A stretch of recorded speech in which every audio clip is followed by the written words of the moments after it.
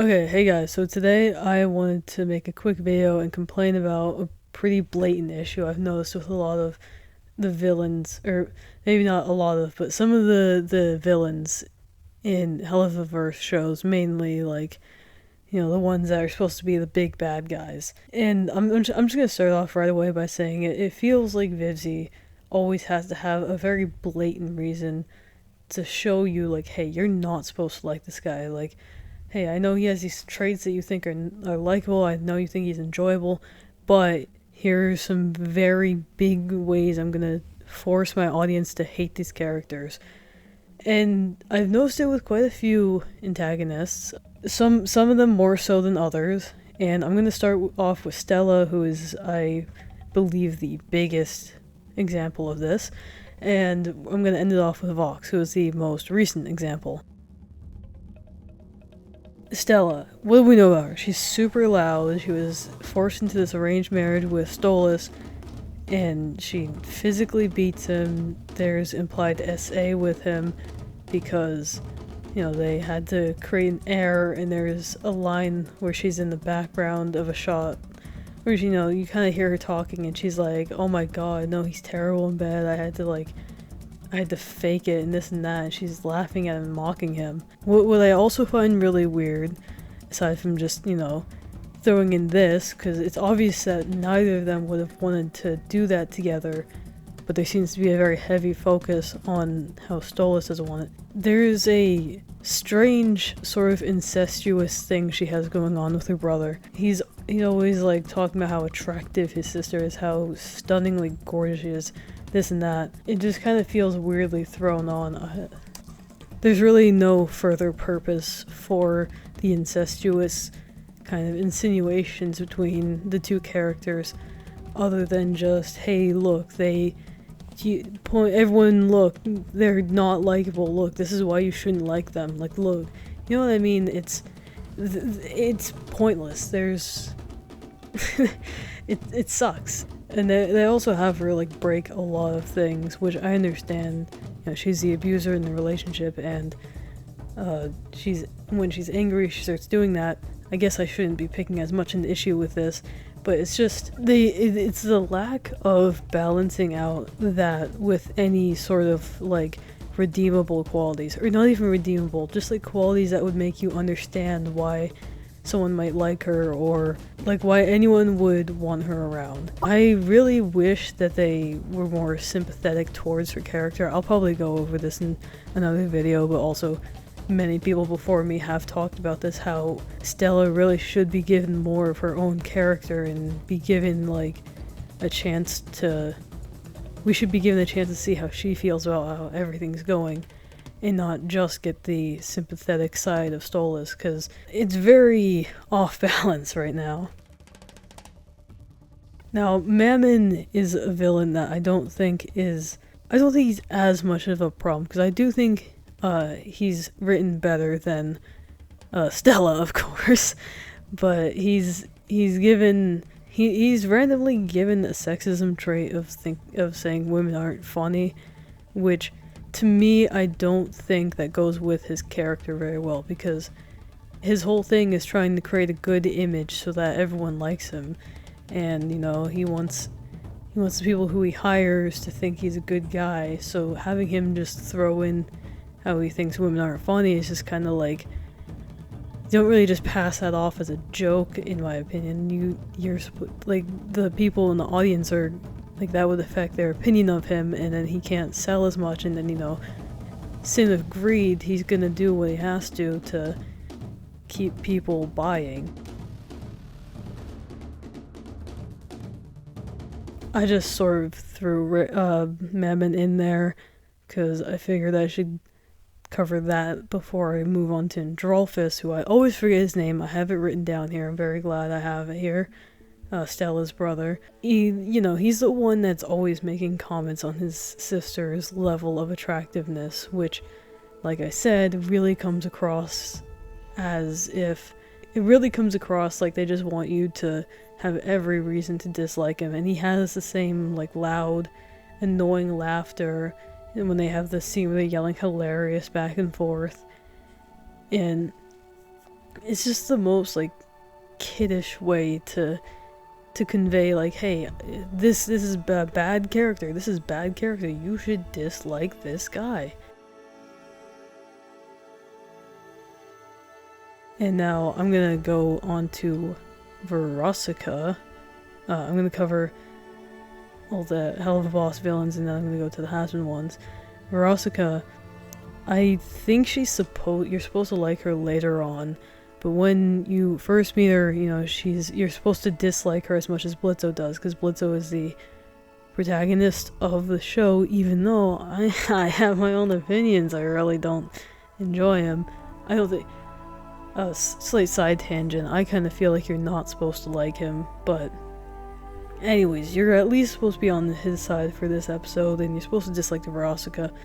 I feel like they even though they give her like the annoying, mean, popular girl personality, they're like that, you know, it's not enough. People are still gonna like her because they're gonna think, you know, oh, she's a queen, she's standing up to this guy, whatever. What's something we can do to convey, like, you should dislike her as much as we do. And they do that by having a little essay scene where Moxie gets ganged up on by her and her goons. I'm a little torn between thinking if they use that scene for having a reason to dislike her, or if they throw that in there as a joke because the series seems to treat male essay as a funny ha-ha, except for when it comes to Angel Dust. But between those two options, you know, it's entirely possible that they do just want you to dislike her for more reasons. And also, on the topic of this, they also, on top of hell of antagonists, they kind of have a random one in one of the shorts where there's like this older guy that they chase with their car, and when they crash, like, it gets revealed that he was driving to be able to suck off his son because he was freshly 18, which, again, they just throw in these like weird sexual things in order to show you this is why you should dislike whoever the protagonist dislikes, because they do essay, which is, it starts to lose its meaning after a while.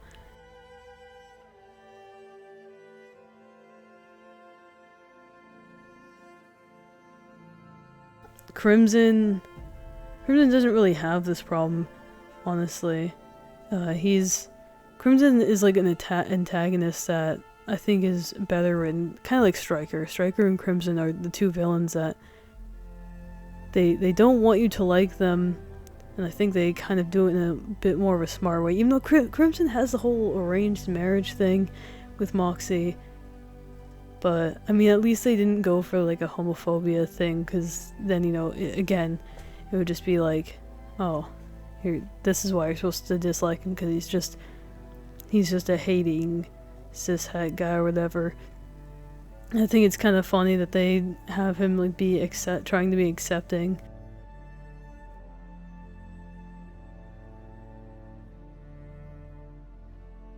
Now on to Adam.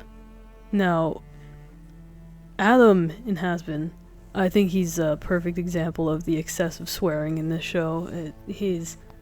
I know the first episode of the first season was entirely written by Vivzie Pop, and it really shows with how frequent it is. It's insane. I understand supposedly the misogyny that he shows is, it's supposed to be like, oh, he had 2 wives and then they both left him, and now he has this whole view of women of like, they're all gonna cheat eventually, women ain't shit and stuff like that. So he wants to like make a whole army of women that he can control and that he can look down on. I guess for him maybe it works more because there's like a bit of a more narrative purpose. There's like a lore reason, but still, you would think that like, it's only 2 humans, like, and they left him for Lucifer. You would think he would have more man-hating than women-hating. He would think that they're being manipulated by Lucifer, so he'd hate any other men. But I guess I'm not the show writer, so I guess I don't know anything.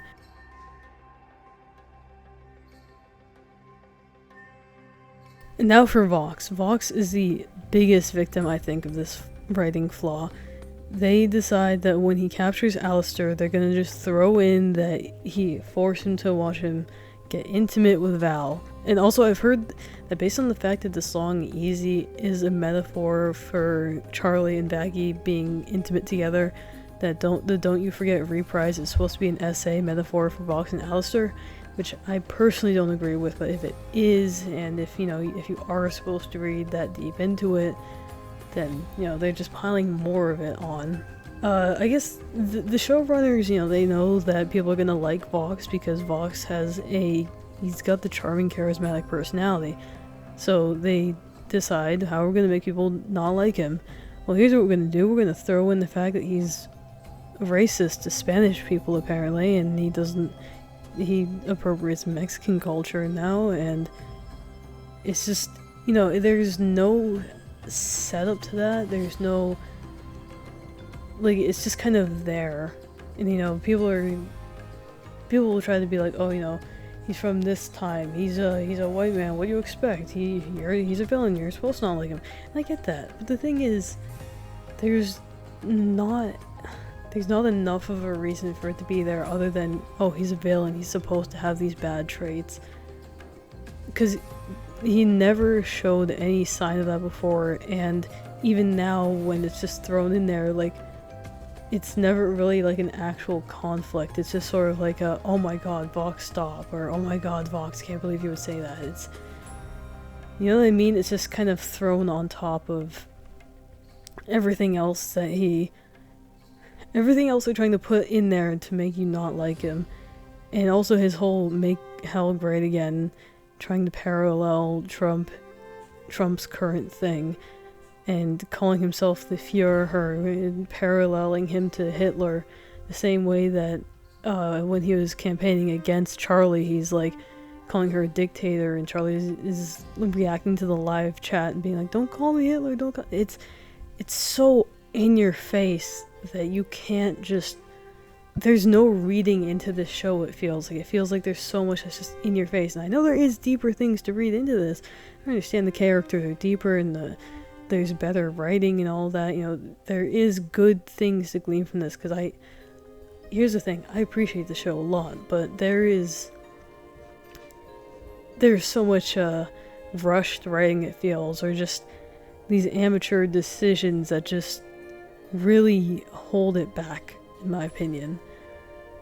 So I just kind of wanted to make this video really quick to kind of get this off my chest, to just say, like, really quick, these are some things I've noticed with some of the villains in these shows that just, it irks me that they just throw in, like, if you're not supposed to like someone, we're gonna make them really loud, or we're gonna make them essay someone. Valentino is the big guy that touches everyone. I'm sorry if you can hear stomping in the background. My dog is pacing around. But yeah, that's what I wanted to say, is when they want you to dislike a villain, they will make it very blatantly obvious, and it's annoying. Anyways, yeah, I'm gonna come out with more videos soon, so stay tuned for that. Thank you for listening, and have a wonderful day. I gotta make sure I say this, because I realize I haven't been saying this in my videos, but like the video if you like it, subscribe if you want to subscribe, leave a comment if you want to.